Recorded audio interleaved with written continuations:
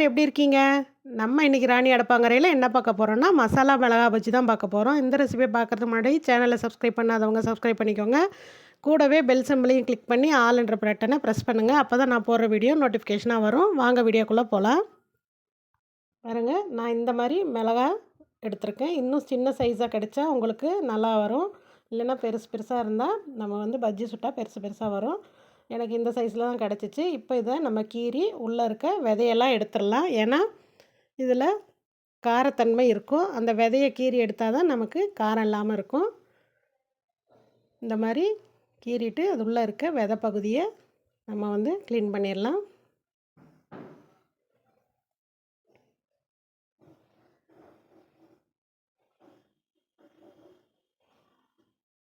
இந்த மாதிரி எல்லா பீஸையும் நான் க்ளீன் பண்ணி எடுத்துக்கிறேன். பாருங்கள், நான் எல்லா மிளகாவையும் விதையை நீக்கி க்ளீன் பண்ணி எடுத்து வச்சுருக்கேன். இப்போ இதுக்கு உள் மசாலாவை நம்ம ரெடி பண்ணிக்கலாம். ஒரு பவுல் எடுத்துக்கிட்டு அதில் நல்லா வேக வச்ச உருளைக்கிழங்கா ஒரு 3 எடுத்துக்கோங்க. உங்களுக்கு எந்த அளவுக்கு மிளகாவு இருக்கோ அந்த அளவுக்கு மசாலா ரெடி பண்ணிக்கோங்க. சின்ன சைஸாக ஒரு 3 உருளைக்கிழங்கு எடுத்து நல்லா மசிச்சு விட்டுடலாம். இந்த மாதிரி நல்லா நைஸாக மசிச்சு எடுத்துக்கலாம்.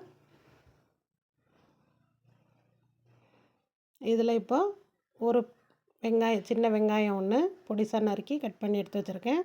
கொத்தமல்லி ஒரு அரை கைப்பிடி அளவுக்கு எடுத்துக்கலாம். மிளகாத்தூள் ஒரு டீஸ்பூன் எடுத்துக்கலாம். மஞ்சத்தூள் ஒரு டீஸ்பூன், கரம் மசாலா ஒரு டீஸ்பூன், உப்பு தேவையான அளவுக்கு எடுத்துக்கலாம். இது இப்போ நல்லா கையில் மசாலாவை பிணைஞ்சி விட்டுறலாம். உப்பு காரம்லாம் நல்லா மேஷ் ஆகிற அளவுக்கு நல்லா மசிச்சு விட்டுருக்கலாம்.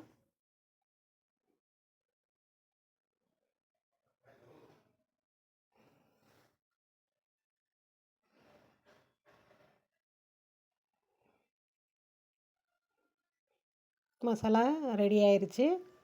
இப்போ நம்ம அந்த விதையை நீக்கி வச்சுருக்க மிளகாக்குள்ளே நம்ம வந்து கொஞ்சம் கொஞ்சமாக எடுத்து நம்ம ஸ்டஃப் பண்ணிடலாம்.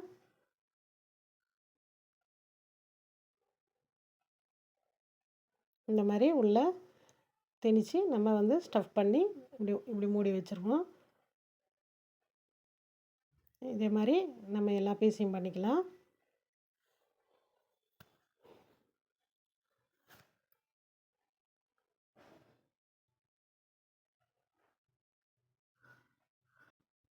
இந்த மாதிரி எல்லா மிளகாவிலையும் நம்ம மசாலாவை ஸ்டஃப் பண்ணி எடுத்து வச்சுக்கலாம்.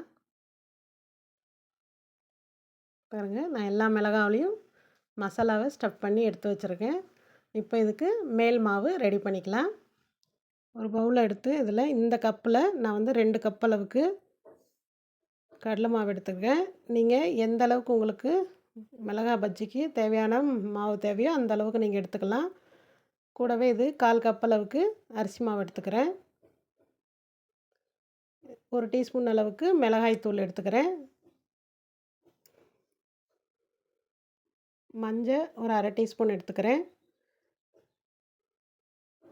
உப்பு தேவையான அளவு. இதுக்கு தேவையான சோடா உப்பு ஒரு அரை டீஸ்பூன் எடுத்துக்கிறேன். பெருங்காயத்தூள் போட்டுக்கலாம். இது ஒரு 1/4 டீஸ்பூன் அளவுக்கு பெருங்காயத்தூள் சேர்த்துக்கிறேன். இது எல்லாத்தையும் நம்ம நல்லா கலந்து விட்டுறலாம். உப்பு, சோடா உப்பு, காரம் எல்லாமே கலக்கிற மாதிரி நல்லா கலந்து விட்டுருவோம். இப்போ கொஞ்சம் கொஞ்சமாக தண்ணி ஊற்றி விஸ்க வச்சு நம்ம கிண்டி விட்டுக்கிட்டே இருப்போம். ஒரே தான் தண்ணி ஊற்றினா மாவு வந்து லூஸ் ஆயிரும். கொஞ்சம் கொஞ்சமாக ஊற்றினோம்னா நமக்கு பதம் கரெக்டாக வரும். இந்த மாதிரி கொஞ்சம் கொஞ்சமாக ஊற்றி மிளகாய் அதில் முழுகிற அளவுக்கு திக்னஸ் இருந்தால் போதும்.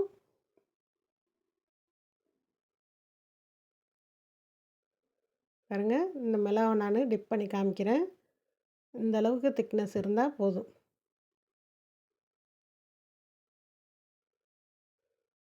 இது உங்களுக்கு கஷ்டமாக இருக்குன்னா இந்த மாவை ஒரு கிளாஸில் கொஞ்சம் பெரிய கிளாஸில் ஊற்றிட்டு அதில் வந்து நேராக டிப் பண்ணி எடுத்து நீங்கள் எண்ணெயில் பொரிக்கலாம்.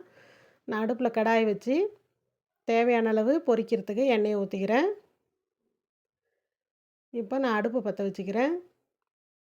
எண்ணெய் காயட்டும். எண்ணெய் காய்ஞ்ச உடனே நம்ம ஒன்றா இப்படி டிப் பண்ணி எடுத்து போட்டுக்கலாம். நான் சொன்ன மாதிரி நீங்கள் கிளாஸில் வச்சு மாவை எடுத்து போட்டிங்கன்னா மேல் மாவு கீழே ஒழுகாமல் இருக்கும். நல்லாவும் டிப் ஆயிரும். இந்த மாதிரி 2 நிமிஷம் வேக விட்டு பெரட்டி எடுத்துக்கலாம். கலர் கொஞ்சம் சேஞ்ச் ஆகி வரும் பாருங்கள்.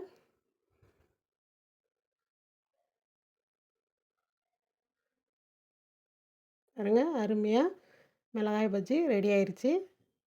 இது ஒரு பிளேட்டுக்கு மாற்றிக்கலாம். அதே போல் நான் எல்லா மிளகாவையும் நான் பொரித்து எடுத்துக்கிறேன்.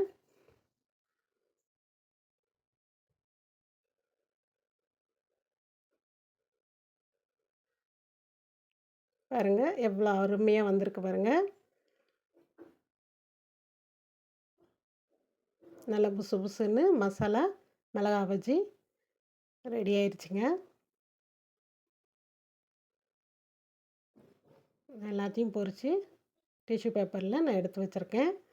எண்ணெய் குடித்ததும் நம்ம ஒரு பிளேட்டுக்கு மாற்றிக்கலாம். பாருங்கள், அருமையான உருளைக்கிழங்கு மசாலா பஜ்ஜி மிளகாய் பஜ்ஜி ரெடி ஆயிடுச்சு. இதை நான் கட் பண்ணி காமிக்கிறேன் பாருங்கள். பாருங்கள், பார்த்த உடனே சாப்பிட்ணுன்னு தோணுதா?